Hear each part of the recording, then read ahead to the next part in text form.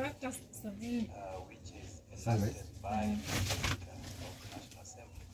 And I think the clause 14 intended to, in a way, gag the Speaker by cherry-picking only those who rejected the bill at its original stage. So that is the import of this. Because again, standing order number 1 gives the Speaker of this House the latitude to choose those who sit in a mediation committee without necessarily subjecting any rule, that may, at the end of the day, torpedo what is inscribed in order number 1. So this amendment only intends to bring it back to the Speaker so that he can exercise his inherent discretion to choose those who sit in a mediation committee, and therefore I support, Honorable Speaker. You support the recommitter.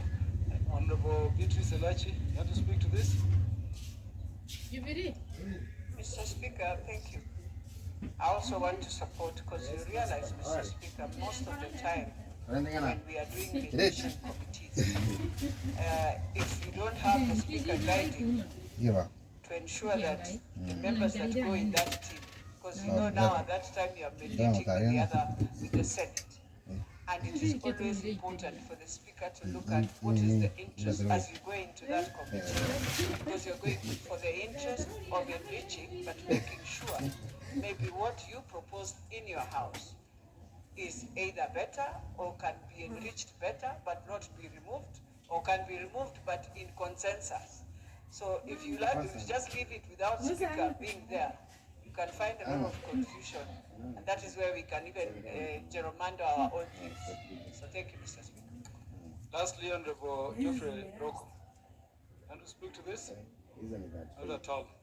Honorable members, I now put the question on clause 14 be amended as proposed. Will as many as are of that opinion say aye? Will as many as are of the contrary opinion say nay? The ayes have it. So the amendment by Honorable Undo is Honorable Undo in the House. The consequence of that is that the amendment that were proposed to sub-clause 2 and 4, paragraph 4, by the Honorable Dr. Undo falls. Honorable members, I now put the question that clause 14 as amended be part of the bill. Will as many as are of that opinion say aye? Will as many as are of the contrary opinion say nay? The ayes have it. Reporting.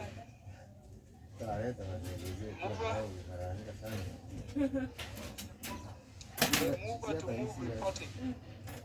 Honorable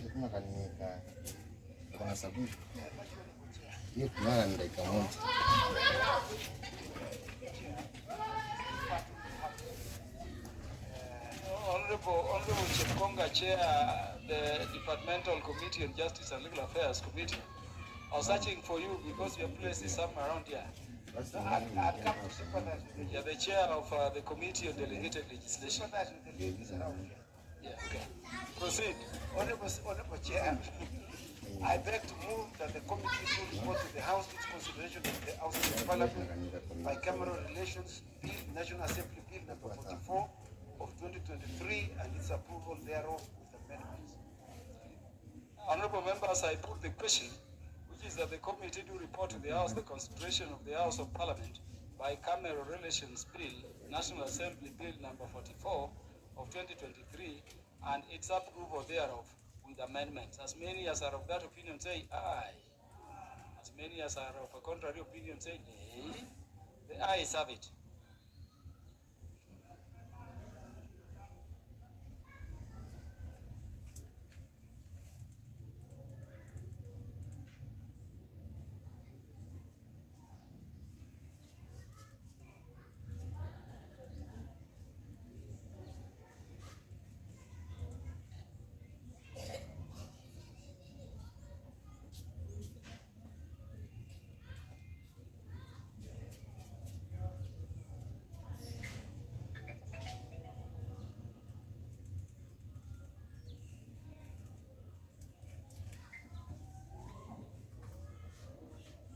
Chairperson. I thank you, Honorable Speaker. Honorable Speaker, I beg to report that the Committee of the Whole House has considered the House of Parliament Bicameral Relations Bill, National Assembly Bill number 44 of 2023, and approved the same with amendments. Mover. Honorable Speaker, I beg to move that the House do agree with the committee in the same report. I also request the Honorable Ilibai, who will work with at Kenya Post and Telecommunication, to second. Seconder. Chepkonga, you know this very well. Who is your seconder? Honorable Ilibai. Okay.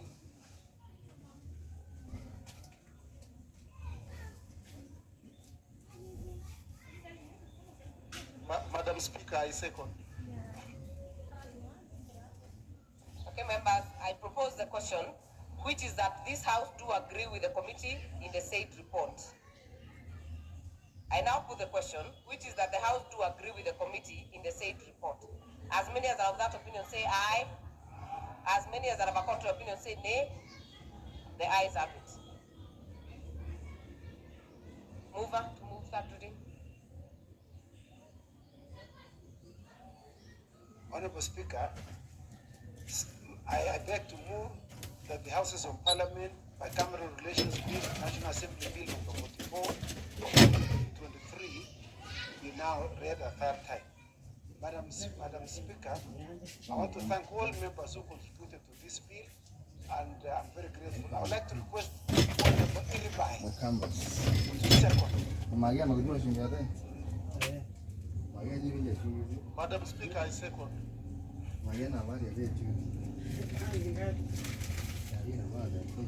I propose the question, which is that the Houses of Parliament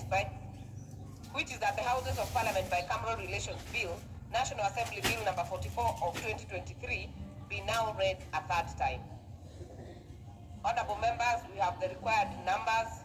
I therefore put the question, which is that the Houses of Parliament Bicameral Relations Bill, National Assembly Bill number 44 of 2023, be now read a third time. As many as are of that opinion say aye. As many as are of a contrary opinion say nay.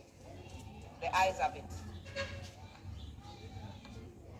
A bill for an act of parliament to give further effect to the procedures relating to matters of bicameral nature between the Houses of Parliament as contemplated in Chapter 8 of the Constitution of Kenya and for connected purposes. Before we go to the next order, allow me to recognize the following schools in the public gallery. Number 1, Kenyago Dandora JSS from Embakasi North constituency, Nairobi County. Number 2, Keru Boys from Mathioya constituency, Murang'a County. Number 3, Gitare Secondary School, Runyenjes constituency, Embu. Number 4, Lewa Downs Primary School from Buri, Meru County. Number 5, JQuad Students Leaders from Roiro constituency, Kiambu. And in the Speaker's Gallery, we have quite a number of schools today. In the Speaker's Gallery, we have Our Lady of Mercy South B from Starehe constituency, Nairobi County. We also have Chinga Boys from Udhaya constituency, Nyeri County. We also have Nyanya Secondary School from Kitui Rural constituency, Kitui County. On the behalf of the Speaker and the House, we welcome you to observe the proceedings of the House. I will indulge 2 members only, member for Runyenjes and member for Buri. 1 minute each. Thank you, Honorable Speaker, for the opportunity to welcome the students who have come to see what happens here in Parliament. I wish to, in a special way, appreciate the students from all the schools, but particularly those from Gitare Secondary School. It is a school very near home, and it is a school that is coming up very well, with very new energy, very new determination. They have assured me that they are going to be the best school in the entire constituency and the entire county.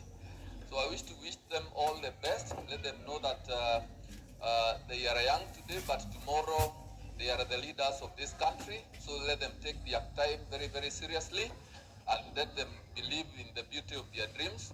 And we are there to support them. As their member of parliament, I want to assure them more to what I have done. I'll continue supporting them so that they can be better people in this country. So thank you, Honorable Speaker. For Buri, Honorable Indikiri. I thank you, Madam Speaker. I want to take this opportunity to welcome all the schools and students from various schools in our country and tell them welcome to the house that makes the laws of this country. Madam Speaker, Lewa Primary School is one of the best performing schools in Buri constituency. It serves both Buri constituency and Laikipia North constituency in a semi-arid area. These boys and girls are here to see the other part of the world. I'm sure this is the first time for many of them to come to Nairobi. For them coming to the House of Parliament, it gives them an incentive, a motivation to push further for their education. I have no doubt in my mind that this school will continue performing very well and is going to be a game changer for that area, particularly because they are looking for, it's a nomadic area, so they are looking forward to be the best examples to the other children. I thank you, Madam Speaker. I'll give the final indulgence to Honorable Dorothy Ikiara. 1 minute. Thank you very much, Madam Speaker. Madam Speaker, I also wish to join my colleagues in welcoming all the schools seated in the gallery to come and observe the happenings of this parliament. This is the place where registration is done. This is the place where all the laws of this country are passed. And I want to assure them, anything that is affecting them directly or indirectly, it will be handled in this house, and let them know that we are looking upon them because they are the people who will be seated here in a few years' time. I also want to take this opportunity to thank the teachers who have joined them and very proudly say I am a product of Meru, so the Lewa boys and girls feel most welcomed, and one day, one time, be sure you can also find yourself in this house. Feel welcome and journey masses back home. Thank you, Honorable Dorothy, for welcoming all of the students in the galleries. The next order will go back to order number 4. Order number 4.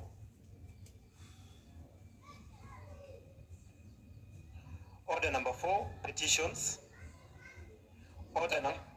Next order. Order number 5, papers. Majority Leader. Honorable Speaker, I beg to lay the following papers on the table of the House today, Thursday, March 21st, 2024, afternoon sitting. Reports of the Auditor General Financial Statement for the year ended 30th June 2023 and the certificates therein in respect of number 1, Anti-Female Genital Mutilation Board; 2, University of Nairobi Enterprise and Services Limited; 3, National Biosafety Authority; 4, Privatization Commission Mortgage and Car Loan Scheme; 5, Public Procurement Regulatory Authority; 6, Kenya Bureau of Standards; 7, Garissa University; 8, Wildlife Clubs for Kenya; 9, Water and Service Regulatory Board, Car Loan and Mortgage Fund; 10, Kenya Biovax Institute Limited; 11, Water Sector Trust Fund; and 12, Tourism Promotion Fund. Thank you, Madam Speaker, and I beg to lay. Oh, sorry. Thank you, Mr. Speaker, and I beg to lay.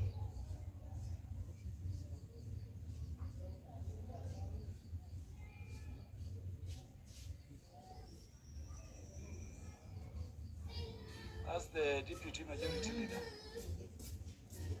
the Deputy Majority Whip. You're done? Great. Next.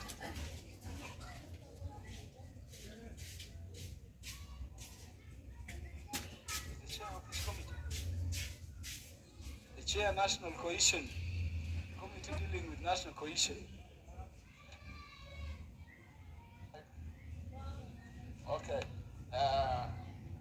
Thank you so much, Honorable Speaker, for giving me this opportunity.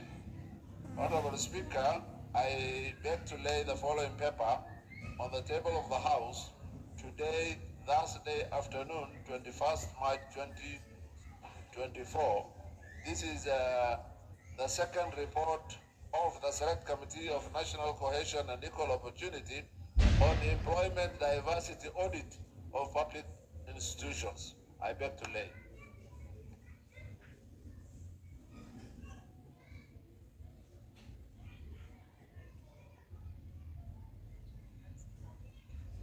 Order number 6, notices of motion.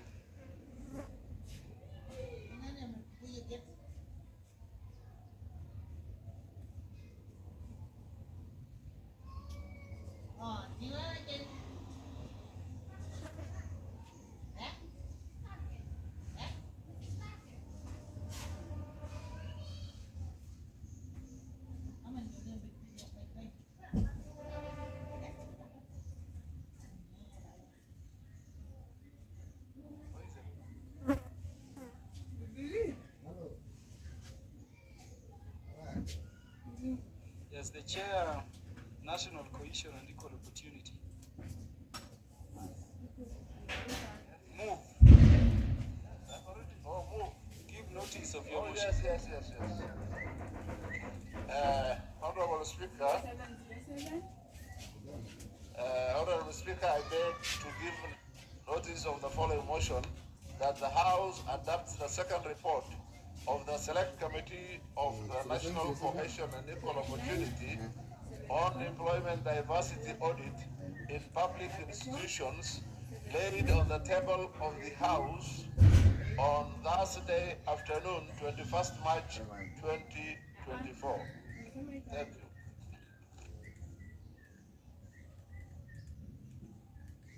Order number 7, questions and statements.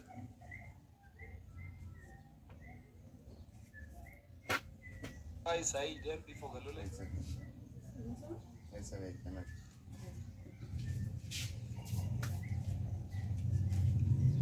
Thank you, Speaker. This is a request for a statement regarding the encroachment of community land at Jamhuri location in Galole constituency. Honorable Speaker, pursuant to the provisions of Standing Order 44-2C, I rise a request for a statement from the chairperson of the Departmental Committee on lands regarding the encroachment of land, LR number 30013 in Jamhuri location, Galole constituency. Honorable Speaker, Tana River County borders Garissa County and Tijara sub-county. Whereas the relations have been cordial, there have been developing boundary disputes between the two administrative units. The residents of Jamhuri location in Galole constituency have raised a concern on the encroachment of community land by people alleged to be from the neighboring Ijara constituency. There have been evidence of erection of beacons, bush clearing, and raising of foundations for construction purported to be an airstrip.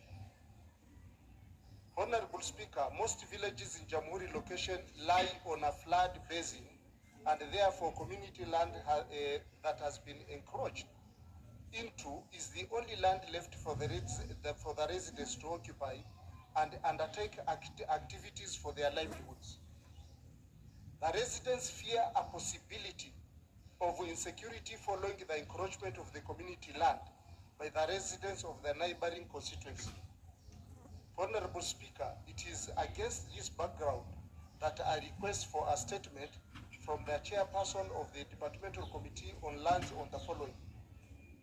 1, could the chairperson provide details of the ownership of the land in Jamhuri location, Galole constituency, and the identities of persons who have been illegally undertaking construction on the said land?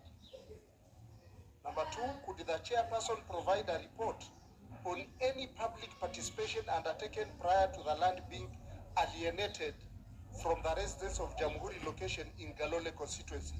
And 3, could the chairperson explain whether the land has been allocated for any government project and provide details of the project? Thank you, Honorable Speaker.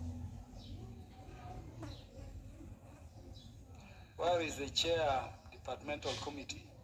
Lance. The matter is to the chair departmental committee on lands. Do you have the chair or the vice chair? The leadership of the majority side, what commitment do you have in terms of the timelines for addressing the concerns? Honorable Speaker, give us 2 weeks. 2 weeks. 2 weeks, yeah. So 2 weeks. After the recess. 2 weeks granted. Yeah, after the recess. Yes. The Honorable Abdi Ali MP Ijara.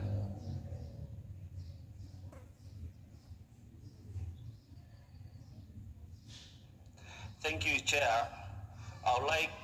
Thank you, Speaker. I would like to make a statement regarding the mysterious disappearance of persons. Honorable Speaker, pursuant to the provision of Standing Order 44-2C, I rise to request for a statement from the Chairperson of the Departmental Committee on Administration and Internal Security regarding the disappearance of Mr. Jabril Abdullahi Farah of ID number 35162780 and Mr. Hared Ali Khalif of ID number 22934104. Honorable Speaker, Mr. Jabril Abdullahi Farah, a taxi driver from Ijara constituency who operates his business within Nairobi County, was reported missing on 14th February 2024 under OB number 43-14/02/24 at Ngara Police Station. If efforts by his family to establish his whereabouts have borne no fruit, and this has subjected his family to mental anguish and uncertainty regarding his well-being. Honorable Speaker, Mr. Hared Ali Khalif of ID number Mr. Hared Ali Khalif, a businessman in Ulugo town in Ijara constituency, was reported missing on 18 March 2024 under OB number 0218-18-03-2024 at the Ulugo police station. The sudden disappearance of Mr. Hared has left his family in a state of distress and uncertainty, hoping for answers and a safe return. Honorable Speaker, under Article 29 of our Constitution provides for the rights of every person to freedom and security. This includes the right not to be deprived of freedom without just cause and the right not to be detained without trial. It is against this background that I request for a statement from the chairperson of the Departmental Committee on Administration and Internal Security on the following. What is the status of investigations into the disappearance of Jabril Abdullahi Farah and Mr. Hared Ali Khalif? What measures has the ministry put in place to ensure that Mr. Farah and Mr. Khalif are reunited with their families? And what measures has the government put in place to ensure the safety of businessmen operating in this country? Thank you, Honorable Speaker. The Chair, Administration and Internal Affairs Committee. That should be the Honorable Gabriel Tongoyo. Do we have the Vice Chair, Administration and Internal Affairs Committee in the House? The leadership of the majority side. This is a statement concerning disappearance of persons. Could you take responsibility in absence of the leadership of the relevant committee?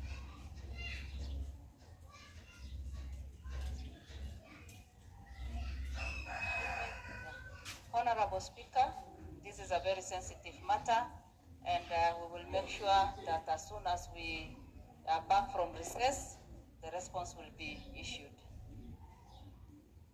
The Honorable Abdi Ali, you are satisfied the response in this matter can be delivered after recess? She said what? Yeah. Yes. When you raise an issue of concern, you must attend to the responses. Yes. I'm satisfied. What are you saying yes to? That after 2 weeks she will give they will give the report after 2 weeks. The leadership is saying that the response will come after recess, not after 2 weeks. That's okay. That is okay. Yeah. Granted, the response will be given after 2 weeks.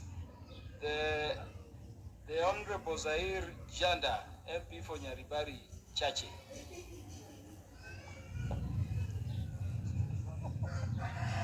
Honorable Speaker, thank you for this opportunity. I rise to request for a statement regarding the delay in disbursement of money by the National Treasury. Honorable Speaker, pursuant to the provisions of Standing Order 44-2C, I wish to request for a statement from the chairperson of the Budget and Appropriations Committee regarding the delay in disbursement of monies by the National Treasury to various ministries. Honorable Speaker, every year the National Assembly plays a crucial role in approving the annual budget and ensuring that funds are allocated appropriately to support the provision of essential services to citizens of this country. Honorable Speaker, it is imperative to note that the government revenue is largely through taxation to the people. In this regard, Honorable Speaker, the public rightfully expect efficient and expedient services that benefit them directly from the government.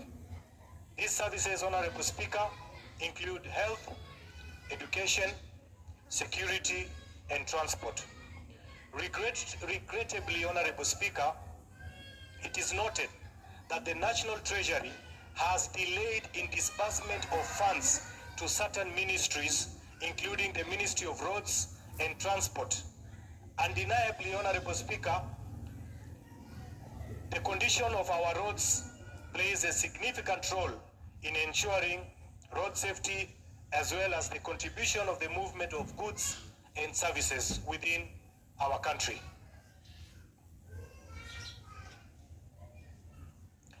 Honorable Speaker, the delay in disbursement of funds for the road construction within the country and repair threatens to exacerbate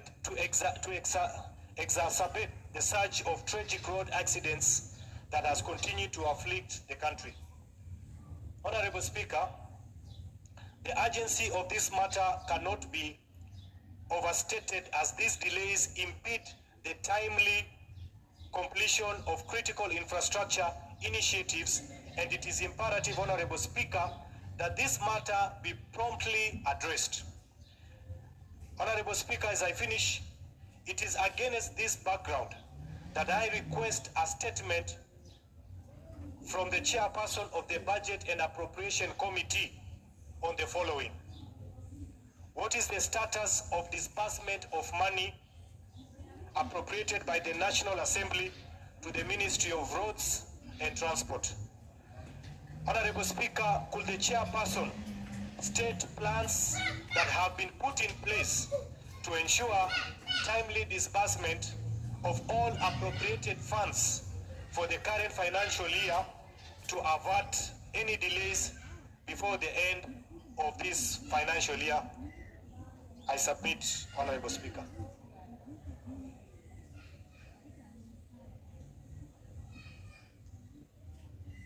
Where is the chair, Budget and Appropriations Committee? The Honorable Didi Nyor. Where are the chairs of departmental committees? Yeah. We don't have the chair.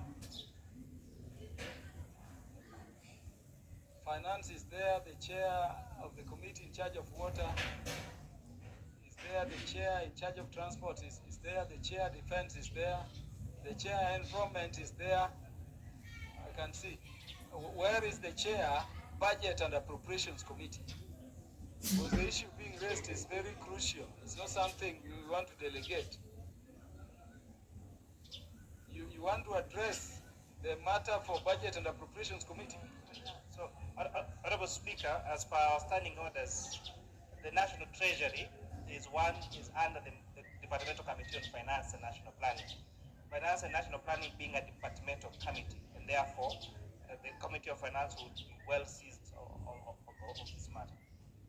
I thought this concerns oversight of budget implementation. Finance in this context is largely enabling us to get taxes. Honorable Manikuri. Yeah, I want any ranking member in Budget and Appropriations Committee on this matter. The House leadership, would you tell us something about this? Or maybe before you do, Honorable Gikaria, what is out of order? Honorable Speaker, in line with what is saying, I had the same supplementary question, or rather concern, on matters with the NGCDF. Honorable Speaker, the disbursement of NGCDF is even worse than Treasury. Because, Honorable Speaker, we are headed for a 2-week recess, which will be followed shortly by another 1-month recess. And the disbursement now are hardly at 20%, 30%. Honorable Speaker, I think it is important for the chair who has been given mandate on the NGCDF to give us some way forward on how do we go. And Honorable Speaker, to be honest, as I'm saying, we increased the percentage of bursaries to up to 35%. And we are going to achieve that 40%, which means most of the bright, needy children are still at home. Second, Honorable Speaker, we were told to give money for junior secondary for purposes of preparing our students for laboratory practicals, etc. Again, nothing is happening. No classes, no equipment. So maybe with your directive, maybe you could request the chair of NGCDF committee to be able to give us some way forward and when we expect some funding for us to oversight, Honorable Speaker.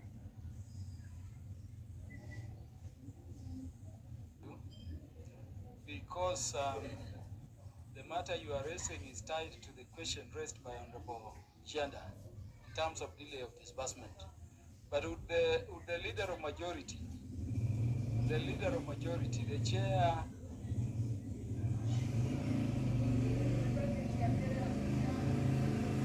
the Honorable Makali,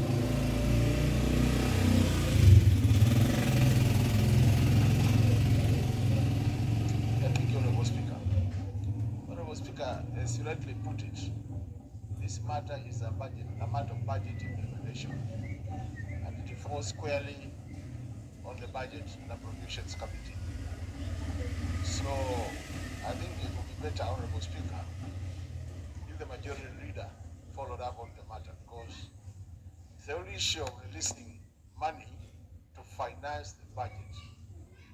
And unfortunately, from where I sit, Honorable Speaker, I can't talk on behalf of the government. So I think the majority leader should be able to give a position on this matter. And as a House, I think we're also tired of being given promises which don't seem to hold any water. As Honorable Kikaria is saying, Honorable Speaker, the last time we got any communication from Treasury, matters NGCDF was every month we'll be getting 10 billion. So we are going on recess this evening. Next week, the month is ending. So I don't know whether they are going to extend the month so that the month of March extends up to mid-April, because we expect to have received the money so that when members of parliament go home, they can plan on how to implement projects which have already been approved by the board. Thank you, Honorable Speaker.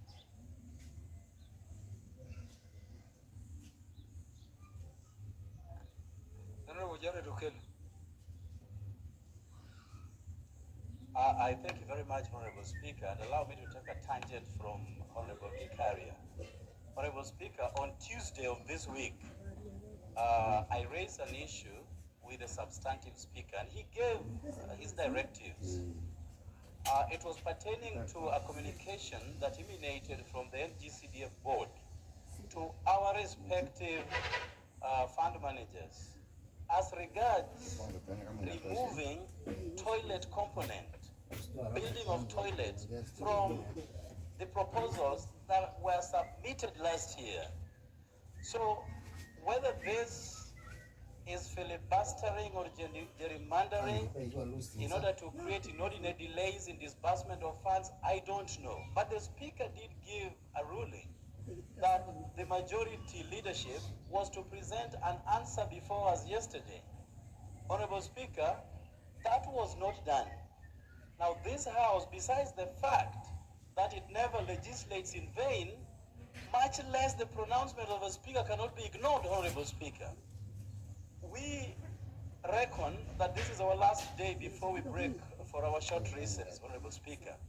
Now that communication has adverse effects on the nature of disbursements that will go forth, because part of that communication indicated that constituencies will not be funded until they tinker with the entire proposals, Honorable Speaker. We are only 2 months into a new round of financial cycle. And if we allow these kinds of, monkey business to permeate this House, then I'm afraid we are going to fall short of the expectations of the electorate. Today as we speak, I know in a week's time, schools are getting closed for the April holidays. And immediately they report back, teachers want money because they cannot operate schools without money, Honorable Speaker. We are 2 months into the end of this financial year, and yet constituencies have received less than 20%, Honorable Speaker. And there was a proposal advanced by the Treasury that every month they were giving out 10 billion shillings. They have walked back on all these promises each time, Honorable Speaker. So where are we? And what is the future of our children? A country that does not pay credence to the welfare of children is a dead country, Honorable Speaker. They pay much more attention to housing than our children's future. I mean, I don't need a house, but I've been forced to pay for this house. So, Honorable Speaker, this pronouncement that came from the Speaker on Tuesday as regards vitiating that kind of communication from NGCDF board must be addressed now. Because if we don't, we are going out for our recess. We will come back when all the damage shall have been done, Honorable Speaker. I seek your indulgence. I seek your direction on this matter right now. Honorable Jared Okello, I'm told the matter you are raising was responded substantively by the Vice Chair of the committee in charge of CDF. That was yesterday. So you can follow through the report and what should happen in that regard. The leader of majority, this is not for debate, but I lack directions in terms of how to treat this statement. The chair committee in charge of budget and appropriations is not in the House. This statement is directed to the committee. What commitment can you give on behalf of the House?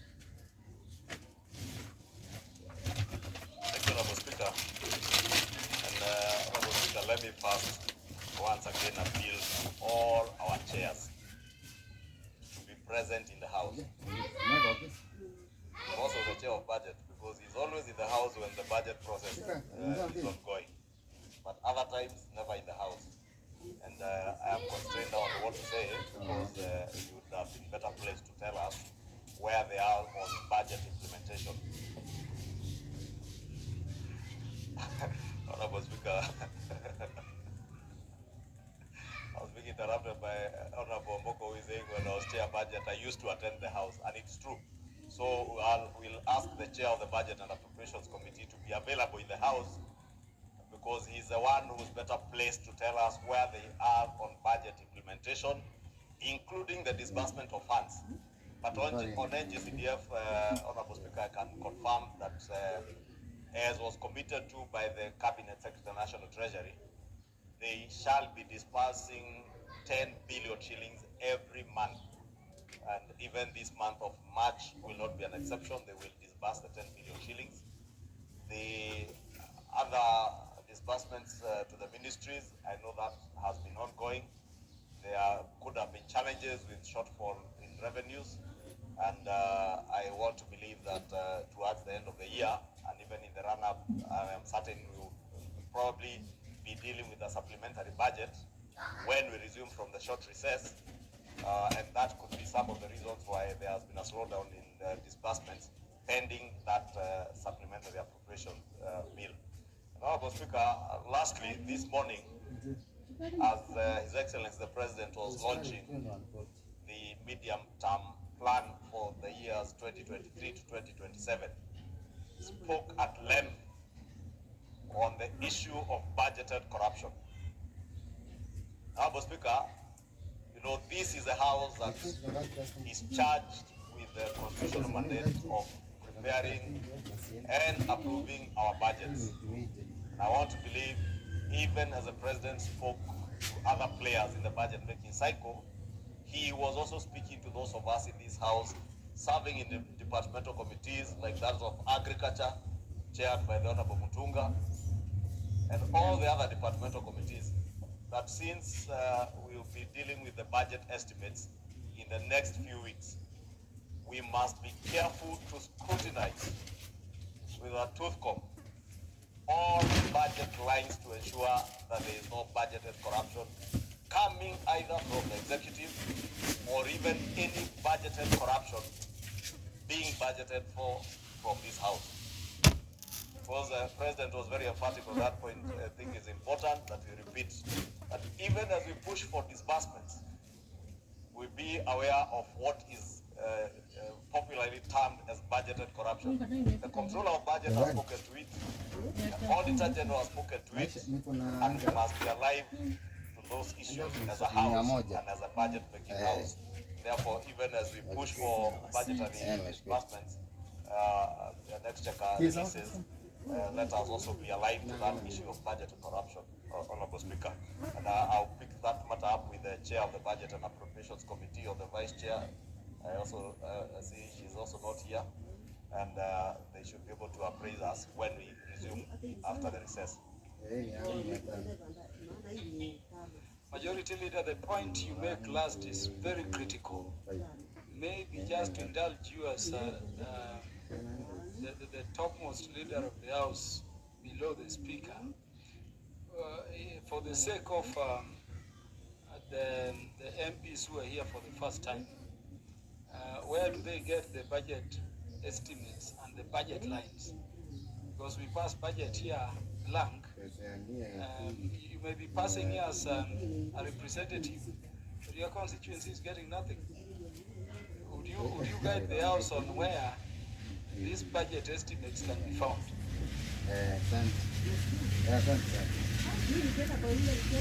Thank you, Honorable Speaker. For the benefit of those who missed the induction at the beginning of this term, Honorable Speaker, and also to refresh our minds, budget estimates are tabled here before the end of April.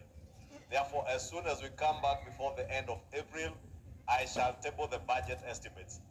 The big books that we usually table at the clerk's table here.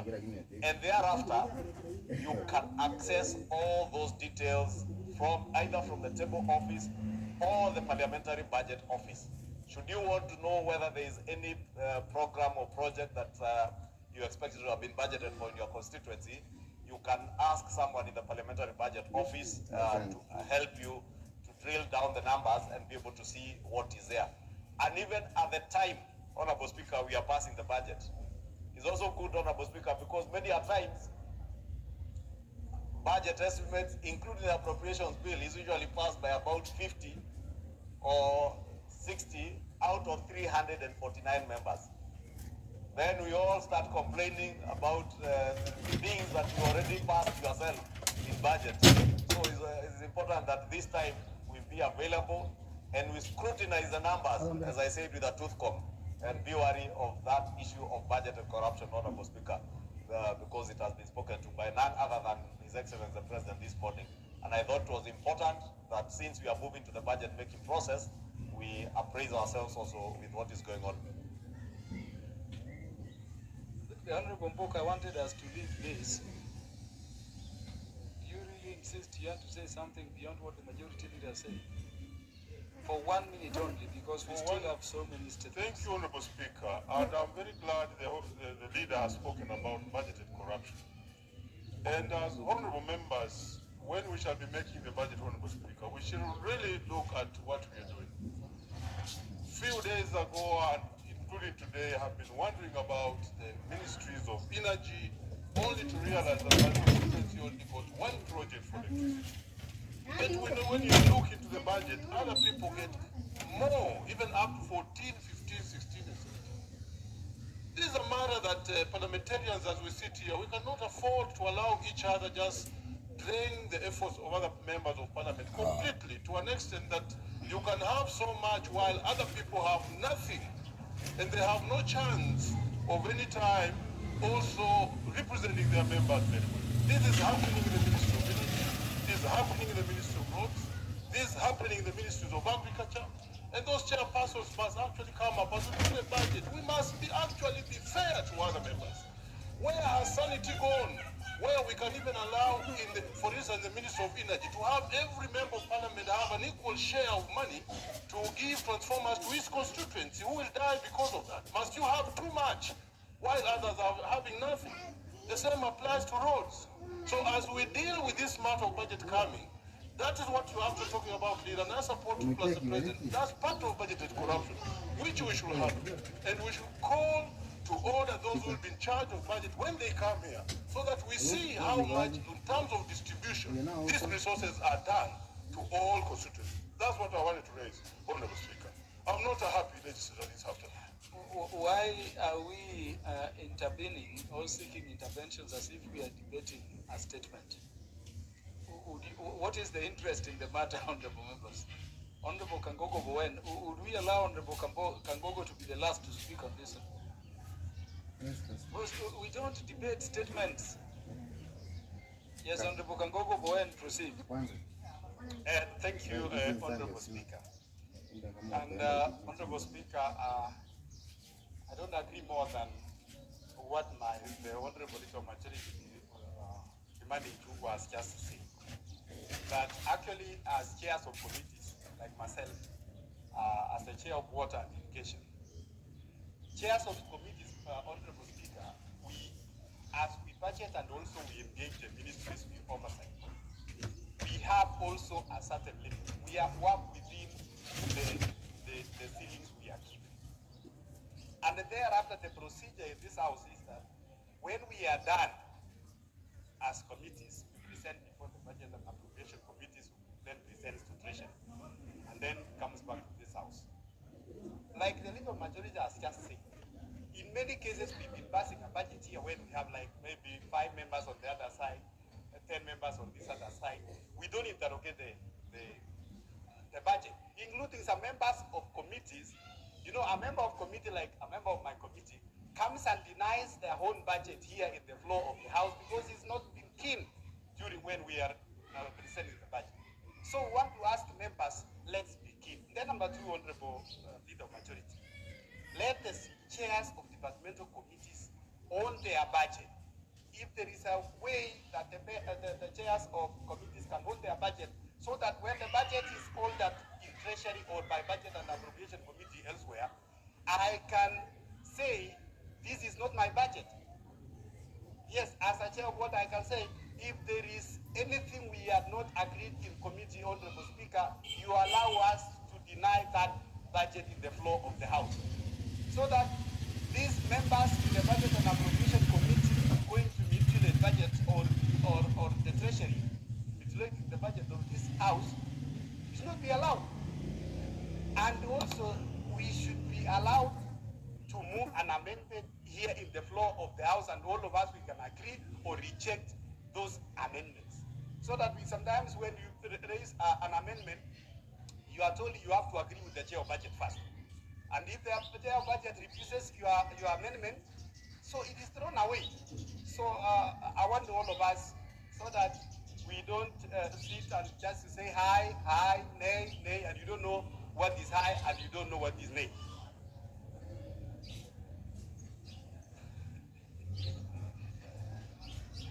Lastly, the Honorable Mwashako,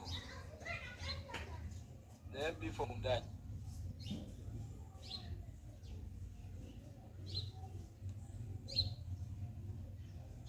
Thank you, Chair. Are you in the Budget and Appropriations Committee? Yes, I'm a member of the Budget and Appropriations Committee, Chair. Okay. 1 minute only then. First, I want to really agree with the majority leader that as an Assembly, National Assembly, as Budget Committee, and all the committees of the House, we must raise above the issue of budgeted corruption. Chair, I know there are a few things that have been mentioned that would love to have the Chair of Budget and Appropriations Committee bring in a report on the implementation status of the budget. I think this is something that I will take to my Chair, so then with time, as we come back after recess, we can have a report tabled to this House. But having said that, Chair, I agree that there's an issue of budgeted corruption. But many times people here in this House, some members of this House, tend to throw tantrums to the members of the Budget and Appropriations Committee without understanding the basics that the Budget and Appropriations Committee works. Chairmen of committees in this House, when they appear before Budget and Appropriations Committee, we try as much as possible not to amend, not to make any change on what they propose, Honorable Speaker. And I want to say that many times... Leader of majority. Honorable Mwashako, just a minute. Honorable Speaker, I was keenly listening to the prospective governor for Taita Taveta County, who is a member of the Budget and Appropriation Committee, saying that members are throwing tantrums. You know, tantrums are thrown by small babies. Especially 2 to 4-year-olds are very good at throwing tantrums. When I look at all these members, honorable members of this House, I don't see a 2 to 4-year-old who can throw tantrums. And I know the Honorable Dan has been a member of the Budget and Appropriations Committee since the last Parliament. He was actually my member when I was the chairman of the Budget and Appropriations Committee. And you know what happens. When you hear members raise issues about the conduct of the Budget and Appropriations Committee, I would want to advise Honorable Speaker, the Honorable Dan, that he is now treading on very dangerous ground. He knows what happened to the Budget and Appropriations Committee in the 11th Parliament. He knows what happened. He might have not been in the House, but I can appraise him on what happened, courtesy of the late Jacoyo Midio. When members of the Budget and Appropriations Committee in the 11th Parliament did certain things, and when other members complained, such words as throwing tantrums were used. And that Budget and Appropriations Committee of that House ended up being disbanded. And for the rest of the term of that Parliament, that work was being done by the liaison committee. So kindly ask the Honorable Dan to withdraw that statement of members throwing tantrums. Carefully listen to the complaints that are being raised by chairs of other committees like Honorable Kangogo, the issues that have been raised by a seasoned member like the Honorable Omboko. There are issues that you need to have some retrospection on in the Budget and Appropriations Committee in terms of how you engage with the membership of the House, with other committees, and ensuring, as you say, that the issue of budgeted corruption does not find its way in the budget-making process within Parliament. And I'll therefore beg you to, my brother, to withdraw that statement. Thank you, Chair. Chair, I would withdraw that term, throwing tantrums. But I must say that what Mheshimiwa Kagogo spoke about, Honorable Kagogo indicated that nothing can be done without the chair of Budget Committee. And he even indicated that whatever they do in the committee, they still have to consult the chair of Budget Committee for anything to happen. So I withdraw the throwing of tantrums, But I want to say, and I apologize, but I want to say the remarks by Chairman Kagoko, that nothing happens without consulting or Chairman Budget approving or something like that, it is not factual. Chair, as I finish. What you are required to do is to withdraw and unequivocally apologize. And as you do that, Honorable Mashako, there is nothing members talk about that they do not know. By the way, take this coming from the leader of majority very keenly. I can assure you, the members of the House appear to me to be modest deliberately because they are being watched nationally. But they're not speaking in vain. They're not speaking in vain.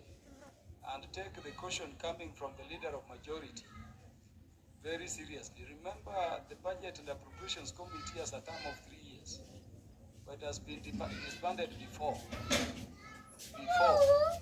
midterm. Yeah.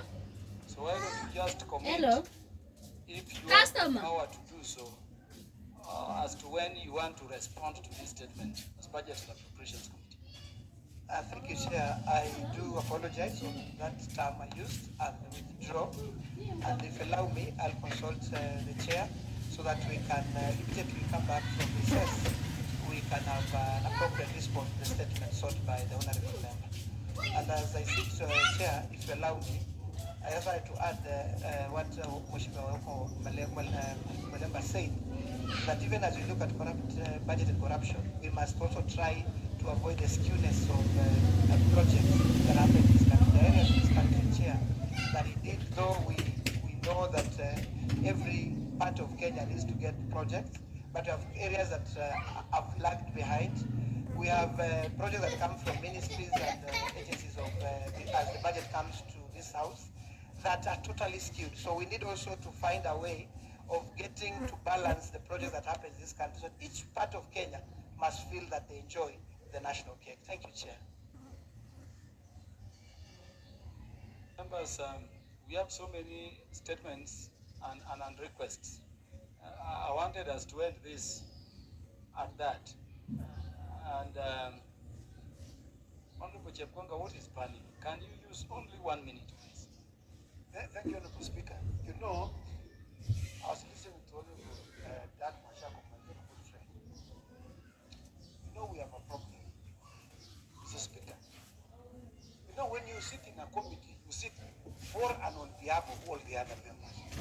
Don't use your position to enrich your constituency. You know, every constituency is entitled to a piece of the cake that belongs to the national. It is not that when you take 300 million shillings and put last mile in your constituency, you become the most popular. In fact, people will still throw you out.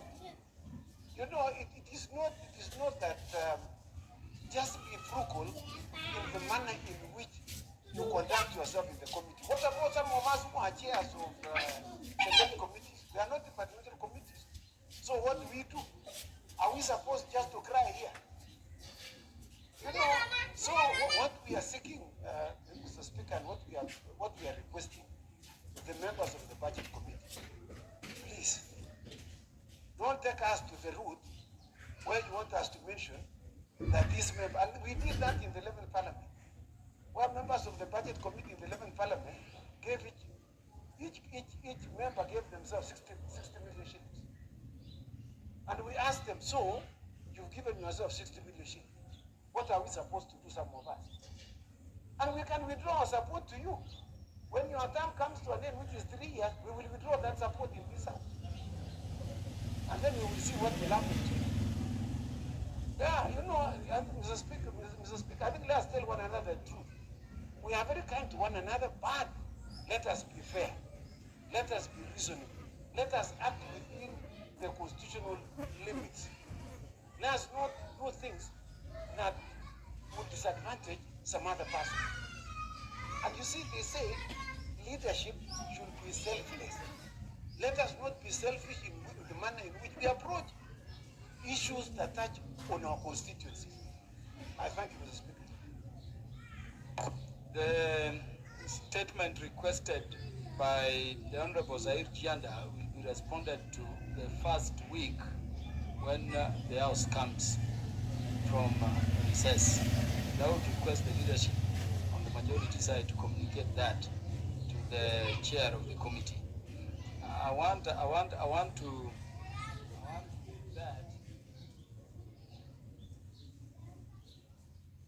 Makali Mulu, there is nothing called just 1 minute. You are old enough to know, and I know you know, when something is out of order, you stand on a point of order.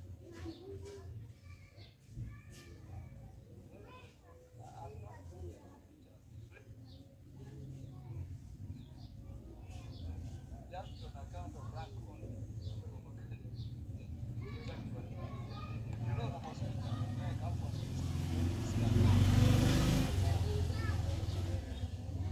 making some noise. That's all, sir. Honorable Speaker, the last time I checked, all the departmental committees in this house are chaired by that. We have the liars of committee, we have the host. Let's not harass you this whether issues which can be solved in the liars of committee. I think that should go on record. That we have alliance of committee this parliament, where Honorable Kagogo sits, where Honorable Koech sits, where all the departmental chairs sit. Can we discuss these matters there? Honorable Makali. Honorable Makali, you're so chair a committee of the House on behalf of the House, not of any side. So it can't be that way. It can't be that way. In fact, Dr. all members of the committee participate in the election of the chair. So the response to that statement will be the first week. The House will listen from recess. The Honorable John Paul.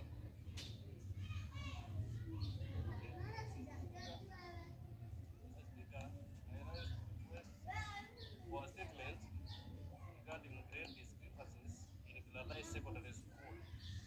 Honorable Speaker, pursuant to the provision of Standing Order 44-2C, I wish to request for a statement from the chairperson of the Departmental Committee on Education regarding grade alteration and discrepancies at Kilalai Secondary School in Igembe South, Meru County.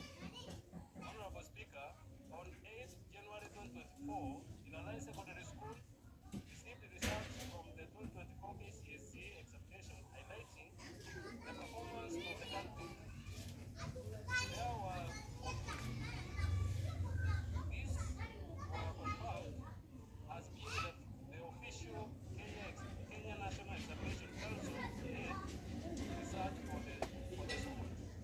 However, on 27 January 2024, the school received another nominal roll containing conflicting results. Additionally, it is noted that the text message received by individual despite effort by the school to liaise with the Kenya National Examination Council to rectify these discrepancies, the situation remains unsolved. Honorable Speaker, this inconsistency in the grade has led the anxiety among affected students who now face challenges in applying the institution of high learning. Honorable Speaker, it is against this background that I request for a statement from the chairperson of Departmental Committee on Education on the following. Number one, what measures has the ministry has undertaken to resolve the issue at Kilalai Secondary School and any other school experiencing similar discrepancies in grading? Number two, what plans has the ministry implemented to ensure that the students will promptly I beg your pardon, Mr. Speaker. Number two, what plans has the ministry implemented to ensure that the student will promptly receive the correct result and prevent the disqualification or exclusion from the ongoing higher learning intake. And number 3, will the chairperson expound on the measures the ministry has put in place to prevent the occurrences from recurring, to ensure integrity and uphold the standards of our education system? Thank you, Honorable Speaker. Honorable, the statement is committed to the Chair, Departmental Committee on Education. The Chair in the House. Yes, Vice Chair, Honorable Maluri Jenny.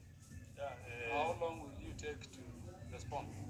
Chairman, the last week of our recess, we have activities to visit several universities for oversight activities.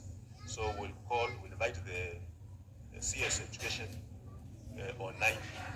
They'll give a report either on 11 or the following week. 9th of February, April.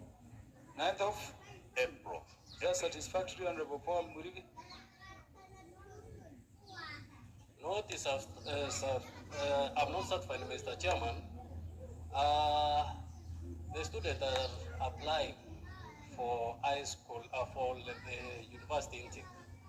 And Mr. Chairman, Mr. Speaker. Honorable Murigi, I know how urgent your matter is.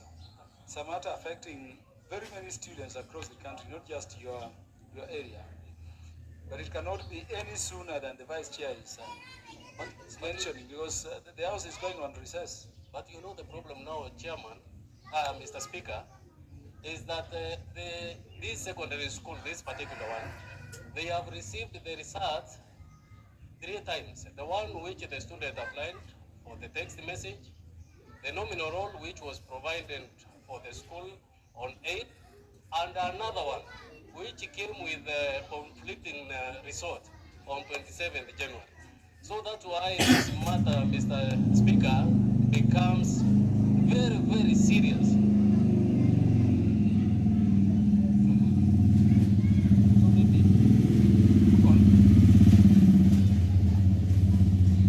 Is it possible for the Departmental Committee on Education to consider this matter during recess, so that when the House resumes, we have a report not just concerning this particular student or school, but several others whose petitions were sent to the Kenya National Examination Council?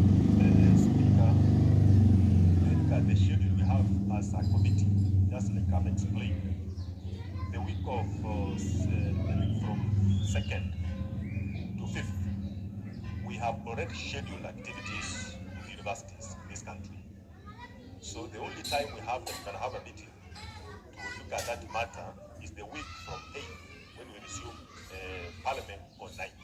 So we can only invite the CS on 9th of April to give us some information, then make a presentation on 11th of April.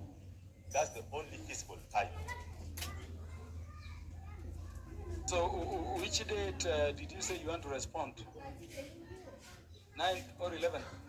Chairman, when we invite the CS on 9th of April, then after receiving a response from the CS, we can actually report on 11th. Yeah, so Honorable Muringi, that is reasonable, and all members whose constituents are similarly affected may attend the committee proceedings, so that the matters are addressed at once. It is so directed. The Honorable Titus Lote on special request.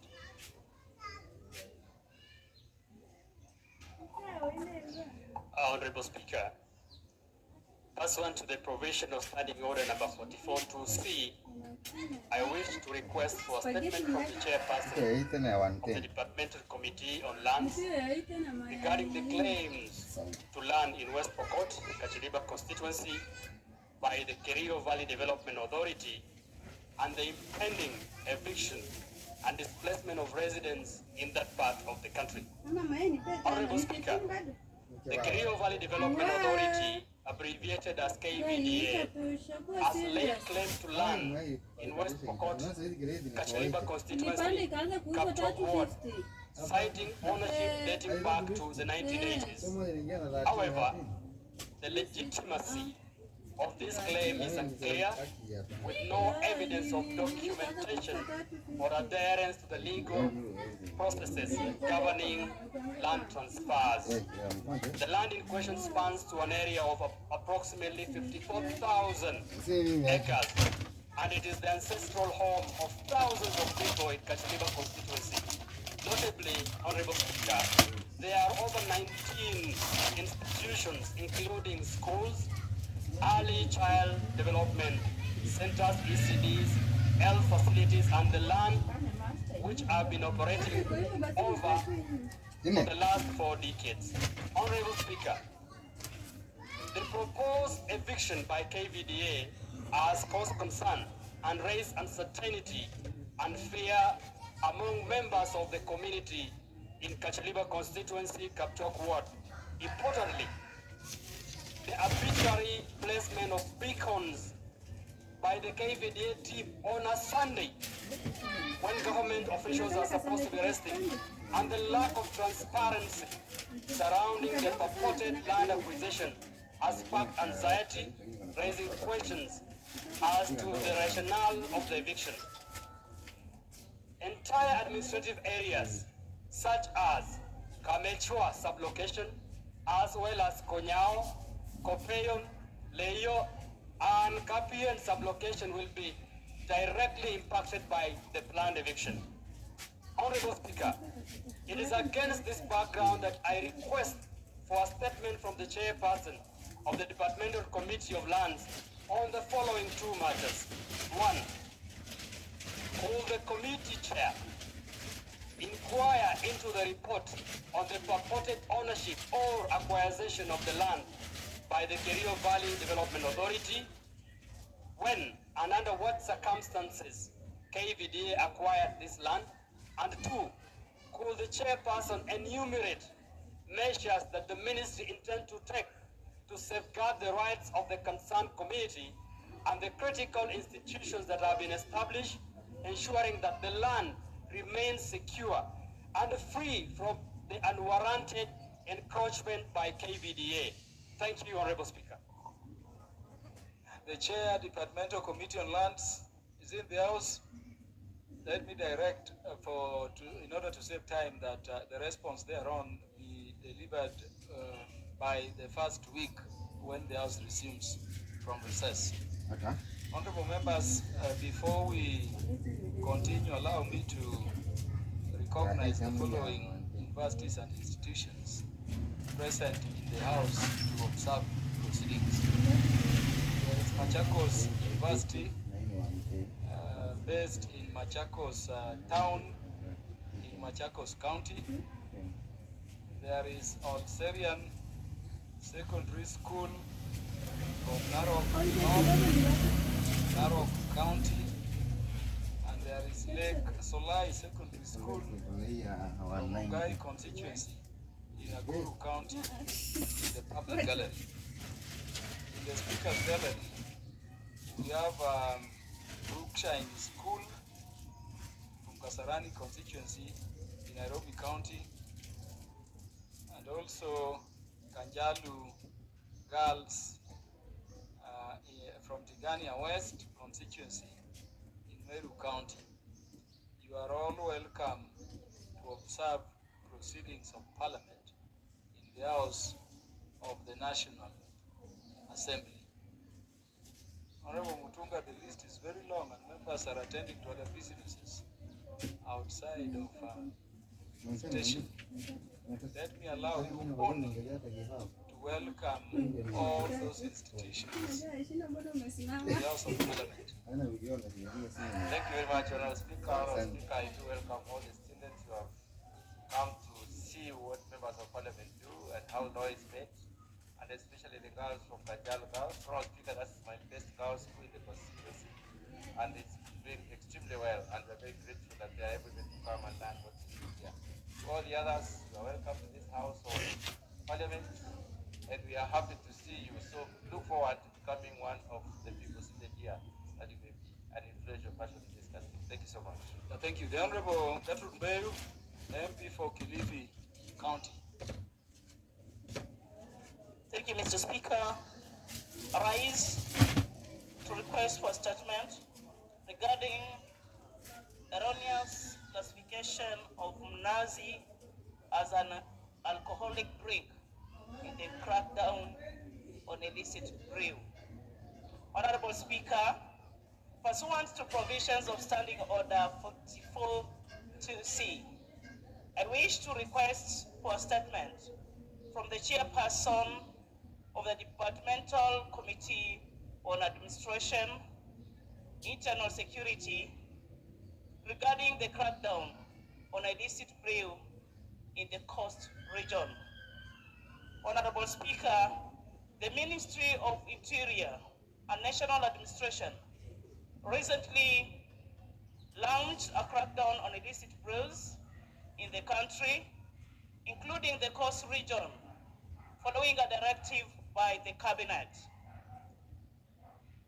The nationwide measures have resulted in suspension of all licenses issued and closure of outlets selling alcohol and other brews.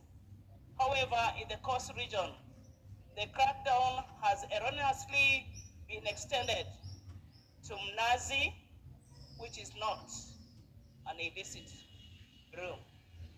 Honorable Speaker, Mnazi is a traditional drink that defines the heritage of the Agiriama people and is naturally tapped from coconut trees without any additives that would render it manufacturable drink that could be subject to being declared illicit.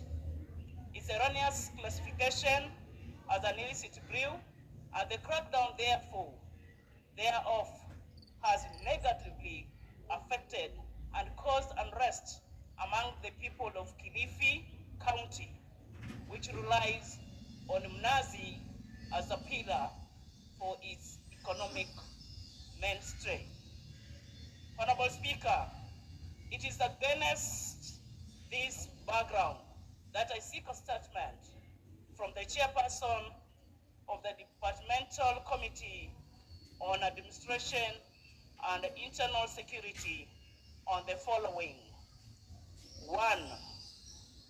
Under what circumstances did the ministry classify Mnazi as an illicit alcoholic drink, despite the known fact that it is a natural coastal drink tapped direct from the coconut trees? 2, Mr. Speaker, what measures has the government put in place to ensure preservation of culture, including the cultural heritage associated with the Mnazi drink and other traditional drinks, while implementing the crackdown on illicit brews? Number 3, Mr. Speaker, what initiative has the ministry undertaken to ensure compliance with the law and accurate implementation of the directive on illicit brews without favor nor discrimination? Thank you, Mr. Speaker. That request for statement is what is out of order, Honorable Aliko?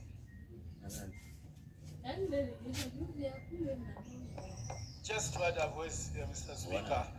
Thank you, Mr. Speaker. Mr. Speaker, Mnazi is not brewed. It's tapped from the palm tree. And Mr. Speaker, this is the purest drink you can ever find at the coast. Very nice. Long ago, before the introduction of yeast, it used to be used as a fermenting element for mandazi and the rest. Mr. Speaker, if anything, we should find a way of preserving mnazi and supplying it to other parts of Kenya and even outside the country. Indeed, mnazi cannot be done away with. Mr. Speaker, thank you so much for giving me the opportunity to add my voice. Mnazi forever. Thank you. This is not the time to debate.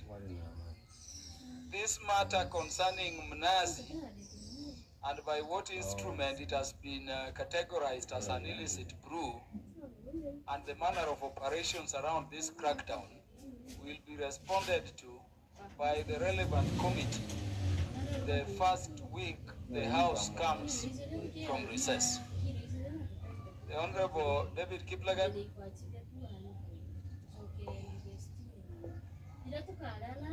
Thank you, Honorable Speaker. Where is the chair? The chair is not there. Therefore, this House does not proceed at the whims of committee chairs who decide to upset themselves. So I've directed already that the first week from recess, the House will be expecting a response to that statement, and it is so ordered. Honorable David Kiplagat, proceed. Thank you, Honorable Speaker. Request for statement regarding management of fund managers by the National Government Constituency Development Fund Board. Honorable Speaker, pursuant to the provision of Standing Order 44.2c, I rise to request for a statement from the chairperson of the Select Committee on NGCDF regarding management of fund managers by the National Government Constituency Development Fund Board. Honorable Speaker, the National Government Constituency Development Fund Board is responsible for the management of funds allocated to constituencies for development projects. The NGCDF Board is also mandated to oversee the selection and oversight of fund managers to ensure proper utilization of resources and adherence to regulations. However, there are a number of constituencies without substantive fund managers, thereby affecting the operations of the essential funds. Honorable Speaker, it is against this background that I request for a statement from the chairperson of the Select Committee on NGCDF regarding the management of fund managers by the NGCDF Board on the following. 1. What is the number of constituencies that do not have substantive fund managers, and what are the reasons for that? 2. What measures has the board put in place to ensure proper operations and development in constituencies that do not have substantive fund managers? 3. What criteria does the board apply in the deployment of fund managers to constituencies, including determining the order to be followed when deploying? 4. What plans does the board have to deploy fund managers to the constituencies that do not have substantive fund managers? And lastly, how many fund managers are not currently deployed and why? Thank you, Honorable Speaker. You have the chair committee under whose charge. That is Honorable Brighton. Yes, Mr. Speaker. I've been serving without a fund manager since October last year. With my fund manager's bill. Honorable Brighton, are you the chair of the committee? I'm not. In charge of CDF? You are speaking on his behalf.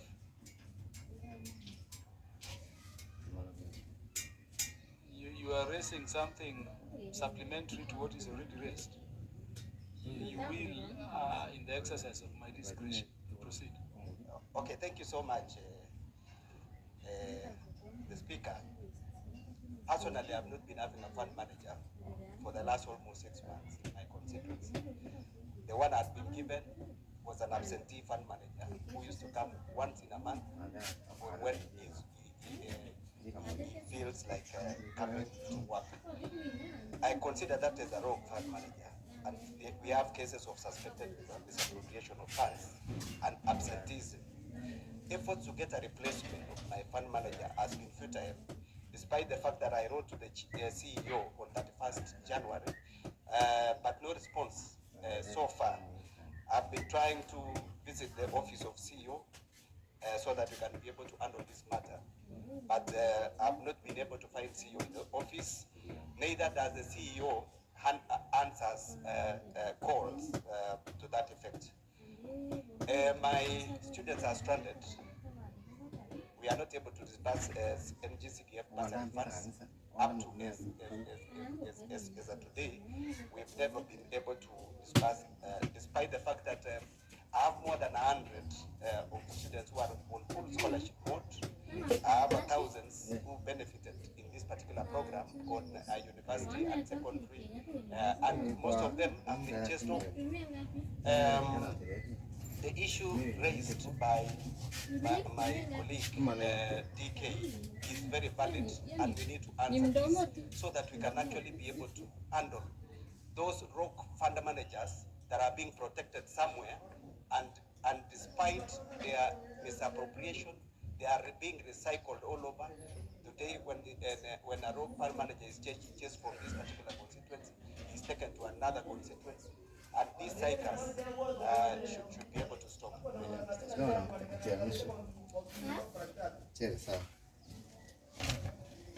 Honorable Maundu, you want to debate this statement?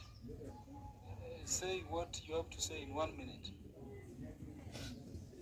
To debate the statement because I never debated it. But I have an interest in the matter raised by Honorable DK because truth is fund managers are wrong.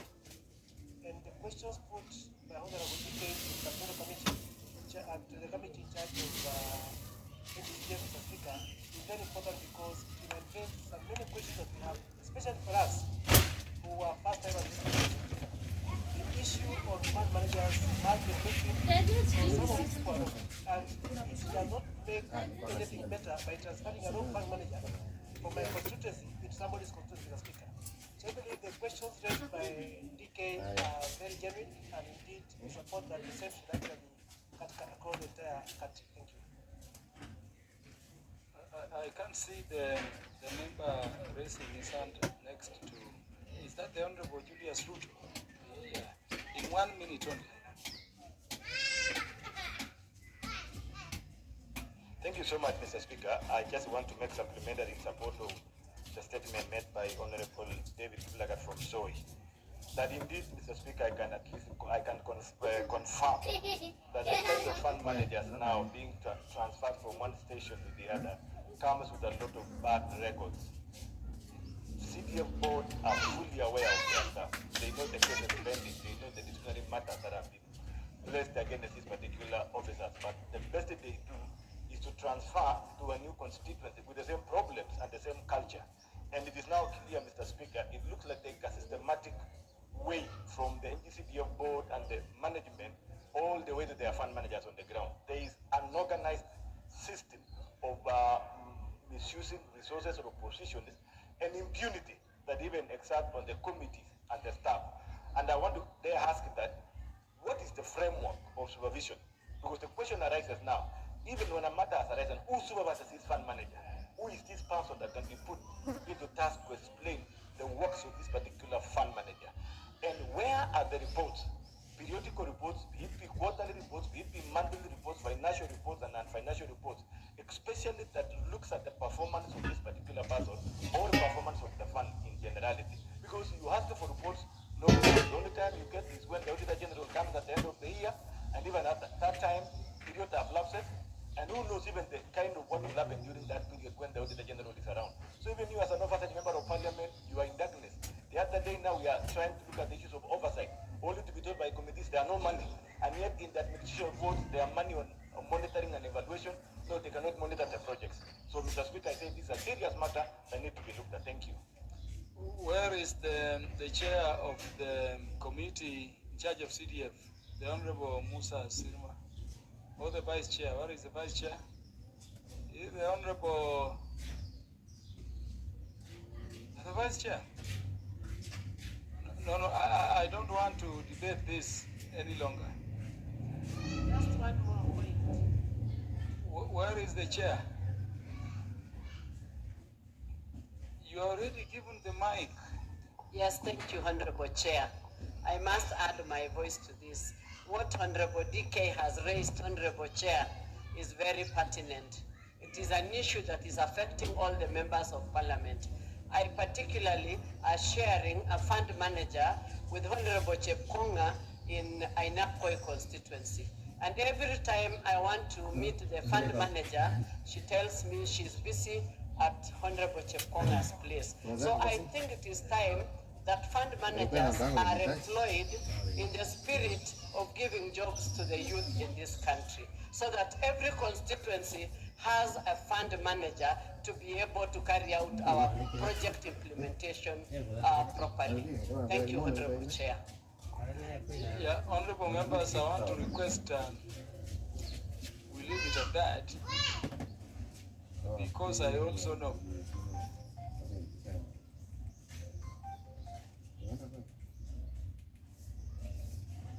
committee in charge of CDF, the House. It's not there.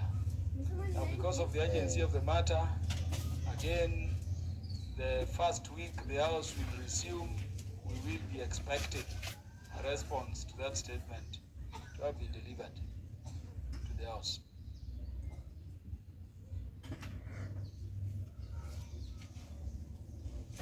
Is that the Honorable Simba was requesting? Or the Honorable Badi Twali is making a special request to be allowed to ask for the statement. Yeah, please proceed, Honorable Badi Twali.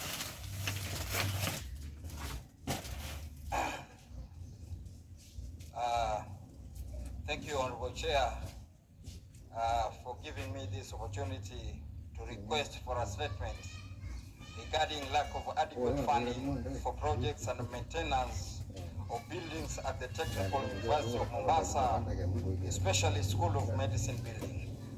Honorable Speaker, pursuant to provisions of Standing Order 44-2C, I raised to request for a statement from the chairperson of the Departmental Committee on Education regarding the lack of adequate funding for projects and maintenance of buildings at the Technical University of Mombasa, TUM. Honorable Speaker, the university commenced the School of Medicine project on 7th April 2017, in which a total of 18 classrooms, 6 laboratories, 1 cold room, 1 library, constructed by 1 library, 1 computer laboratory, 1 boardroom, 7 offices, and 1 cafeteria were constructed by January 2021. However, Mr. Speaker, there are obstacles as to adequate funding for furnishing and equipping the facilities, which has delayed the university from enrolling students for the medical-related courses to date. Furthermore, Mr. Speaker, the university is located at a heritage site with all buildings that have dilapidated since its construction in 1948 due to the salinity conditions and harsh coastal weather, hence requiring maintenance. Mr. Speaker, it is against this background that I request for a statement from the chairperson of the Departmental Committee on Education on the following, Mr. Speaker. 1.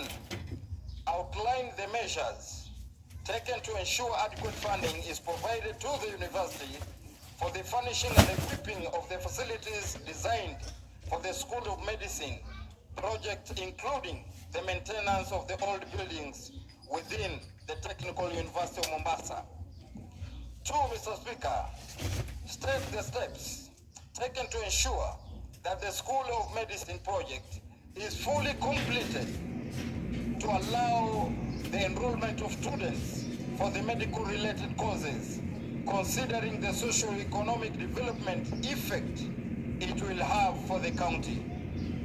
Thirdly, Mr. Speaker, provide the timelines to which the funds will be provided to the university as a matter of urgency. I thank you, Honorable Speaker, for giving me this opportunity. Thank you. Thank you, Honorable Badi Twalib. You said your matter concerns which departmental committee? What, Speaker? I beg your pardon? The statement concerns which departmental committee? Education, Mr. Speaker. Education. And I can see the chair, even the vice chair in the house. The chair of Education Committee, the Honorable Julius William, this afternoon. Where is the vice chair? Meli is not present. Vice chair and Neji is not present. Yeah, but you were saying you are there are all absentee landlords here.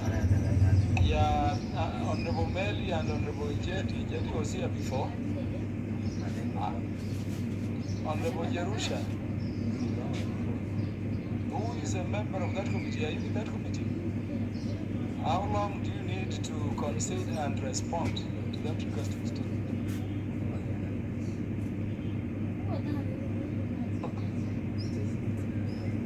Thank you, Honorable Chair, Honorable Speaker. I'm a member of the Education Committee, and we will take it up. Give us 2 weeks as we open, then we get the answers. Thank you. Honorable Badi Twalib. Chair, I'm well satisfied for 2 weeks, but you must be very, very, very serious on your promise.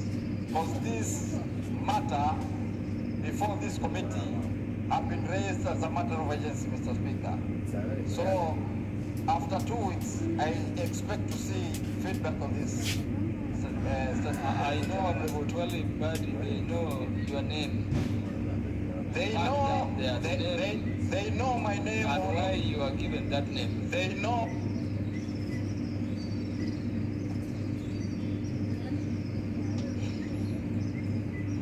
They know about my name, Honorable Speaker, as you have said, and let me wish to repeat it again so that they can see it and add it. My name is Honorable Badi Twalib Kijana Mwepesi, Garang Dimabiori Mzee Fulangenge. That is how they call me in there, due to the nature in which I conduct my business. Thank you, Honorable Speaker. I needed you to pronounce that name so that the committee knows they have to deliver on schedule as promised. There is a good reason as to why his constituents call him, not just Honorable Twalib Badi, but Dimabior Garang. Dimabior Garang. Thank you very much. The Honorable Geoffrey Ruku.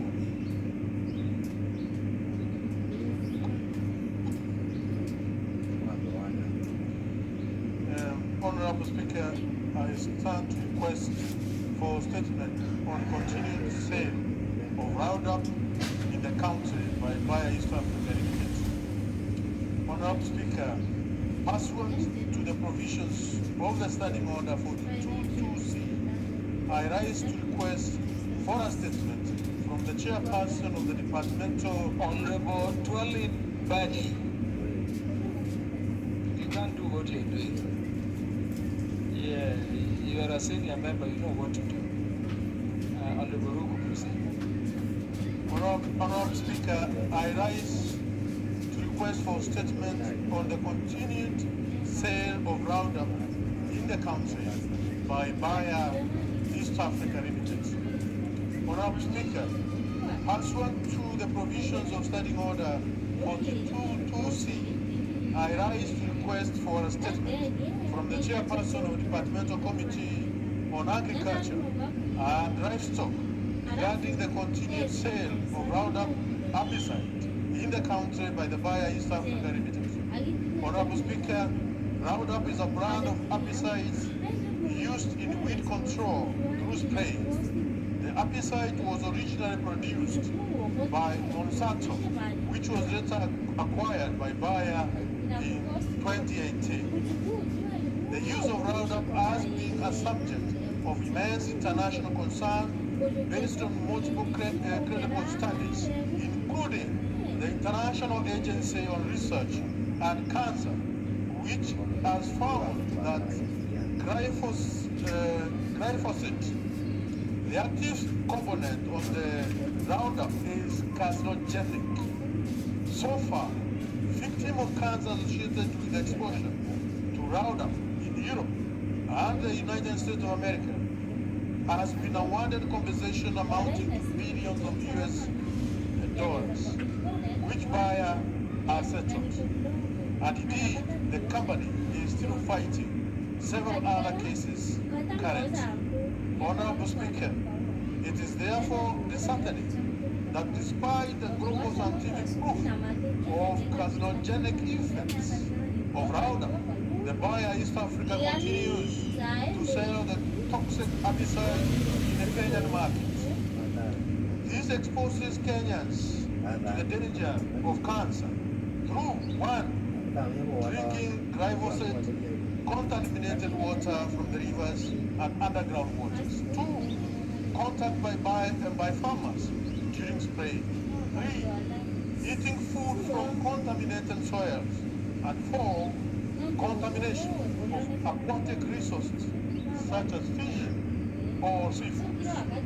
Honorable Speaker, it is against this background that I request for a statement from the chairperson of the Departmental Committee on Agriculture and Livestock on the forum. 1. Under what circumstances does Bayer East Africa continue to sell Roundup in the country for use in weed control despite the Roundup being scientifically linked to cancer? 2.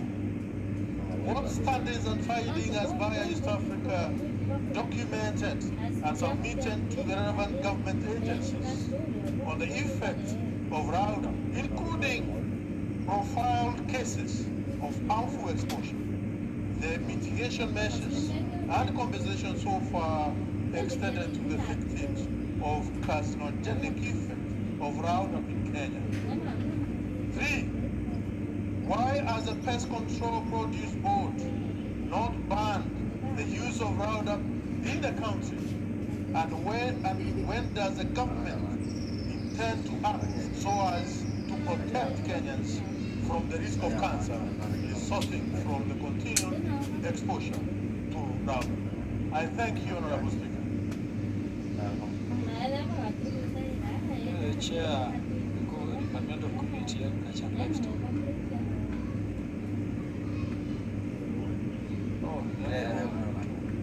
Yes, Honorable Speaker, thank you very much, and I wish to thank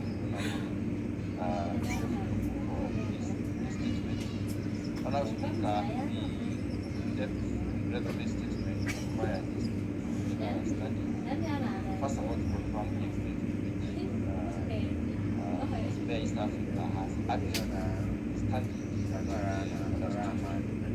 the use of Roundup. Well, we know or we don't know. Honorable Speaker, we need some time as a committee.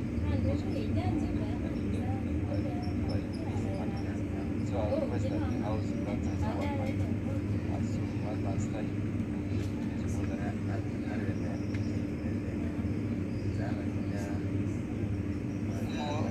Mutunga, what is the response period you're proposing?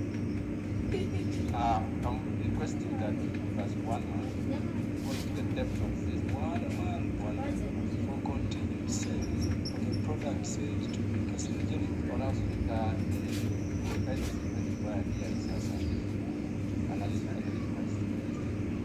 We cannot rush to it. Secondly, it has actually been said for many years, and we need to go to the depth and spread of the extent to which the soils are contaminated. We need to know the extent to which the soils are contaminated. Is this one of those, Honorable Mutunga, is this one of those chemicals the deputy speaker has been talking about? It is one of the series of calls that the deputy speaker listed about this one.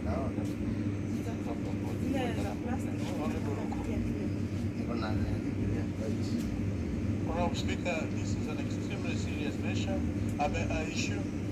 know the extent to which this country is spending huge amounts of money to try and cure or treat cancer patients, and also the amount of money patients are using to travel out of this country to India and other countries for cancer treatment.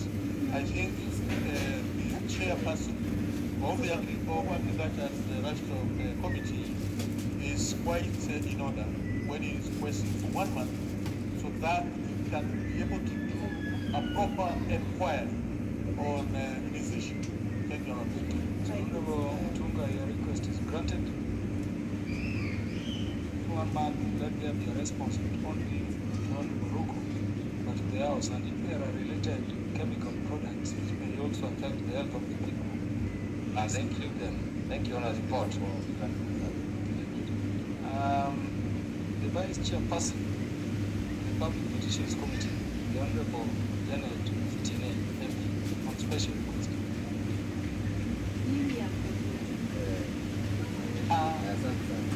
Thank you, Honorable Speaker. I rise to make a statement on status of petitions before the Public Petitions Committee. Honorable Speaker, I rise pursuant to provisions of Standing Order 44-2D and Standing Order 208A to report to the House the status of petitions before the Public Petitions Committee. The Public Petitions Committee is established pursuant to the provisions of Standing Order 208A of the National Assembly and is mandated to, inter alia, consider all public petitions tabled in the House and making such recommendations as may be appropriate with respect to the prayers sought in the petitions. Honorable Speaker, since inception, the committee has received a total of 64 petitions pursuant to the provisions of Standing Order 2271, out of which 32 petitions were presented by honorable members and 32 petitions were conveyed by the Speaker on behalf of the members of the public. Out of the 32 petitions for members, 5 reports have been tabled, 6 are awaiting consideration and adoption, 7 are undergoing stakeholder engagement, 4 are at the stage of compilation and findings, and 10 are at the initial stages of briefing and analysis by the Secretariat as summarized below. Honorable Speaker,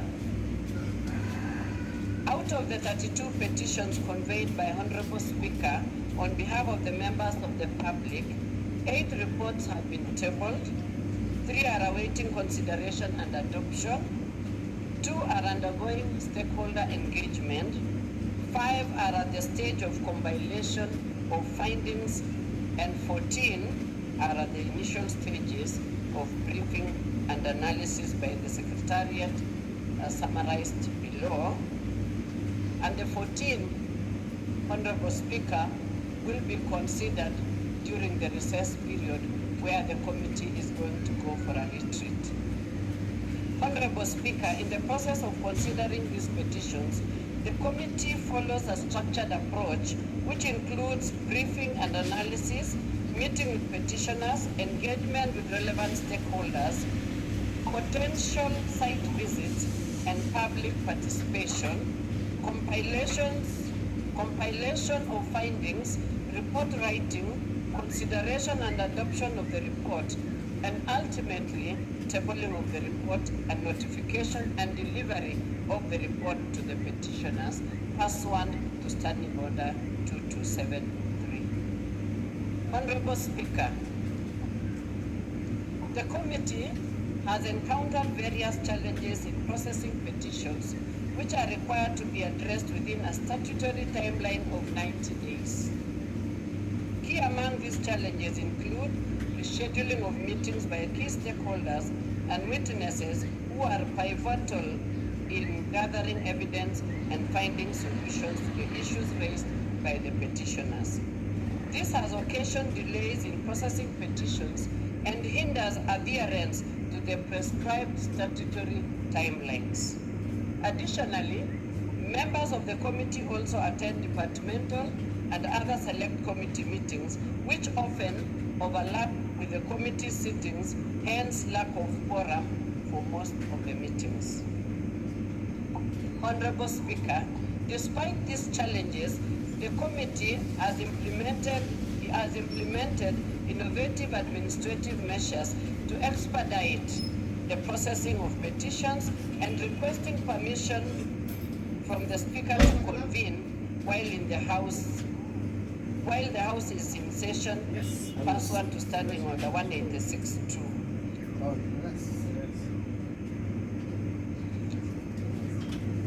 Honorable Speaker, attached herewith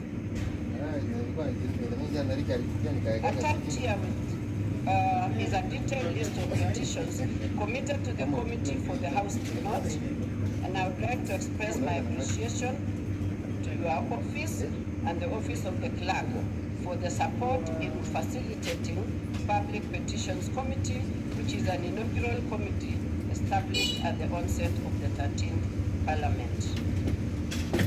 In addition, Honorable Speaker, the committee appreciates your kind consideration, and as recently this week you granted the committee the permission to sit even during hours the House is sitting and on recess. This also included use of room 12, the new wing for the committee meetings, truly a room which is easily accessible even to the persons living with disabilities, which on several occasions we have had hearings to them. Finally, Honorable Speaker, I extend my gratitude to the committee members, Office of the Clerk, and Committee Secretariat for their facilitation and diligent commitment in the consideration of the matter brought before this House. I hereby submit and thank you once again, Honorable Speaker. Honorable Speaker, just to finish, I would like to ask to note, for members to note that we have an attachment that they can always look at to follow the progress of their petitions, status of them. Where is the attachment? Thank you, Honorable Speaker. I will table it. I kindly table it for members to follow. Members, this is possibly one of the most powerful committees enabling us to address issues of concern brought to the House by the people. The Honorable Nelson Koech, the Chair of the Defense and Foreign Relations Committee, again on special request. Thank you, Honorable Speaker, for accepting the request.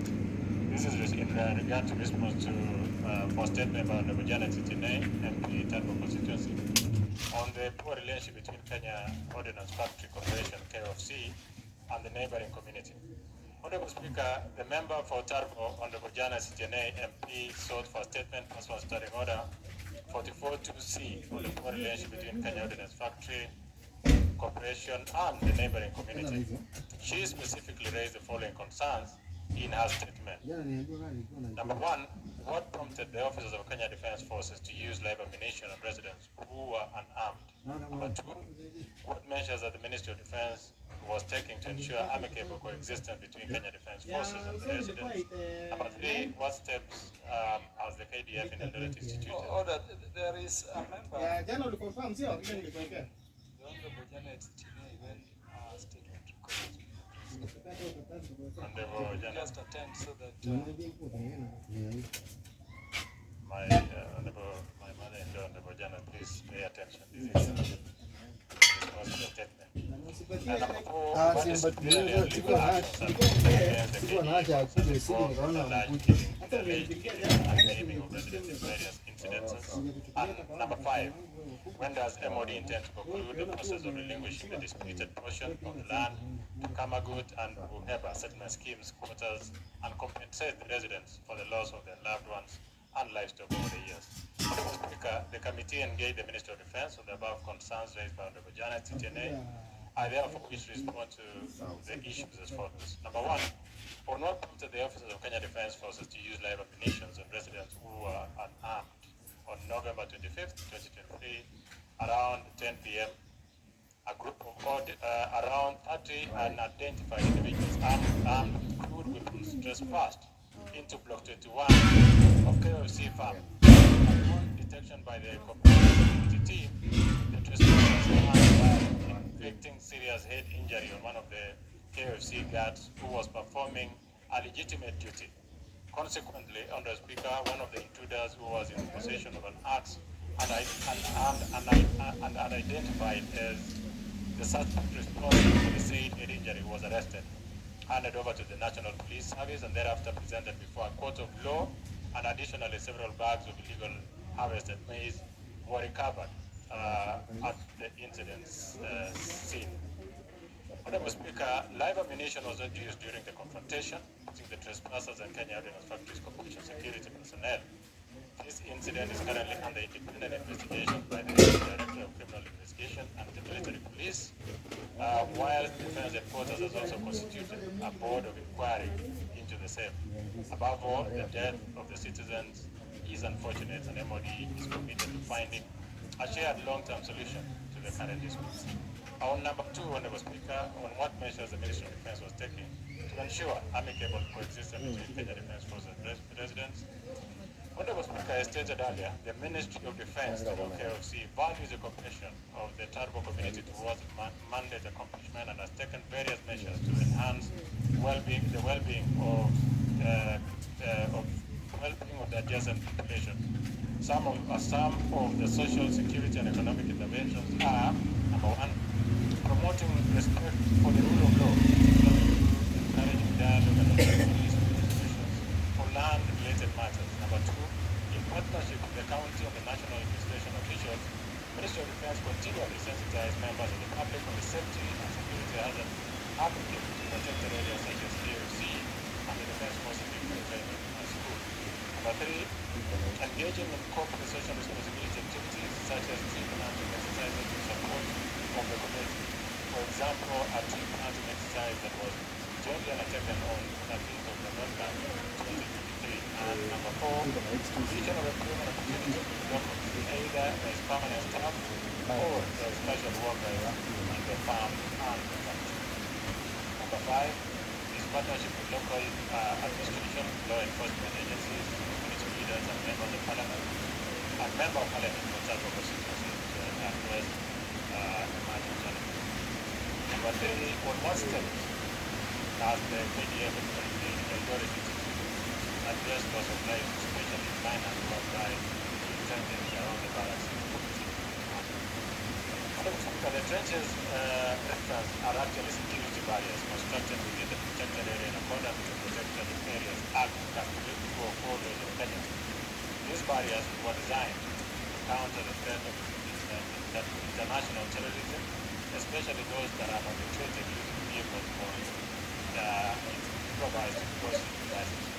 It is recorded that Kenya has been among the targeted countries, members of the public as well as security personnel, and strategic installations such as KFC, constituting lucrative targets.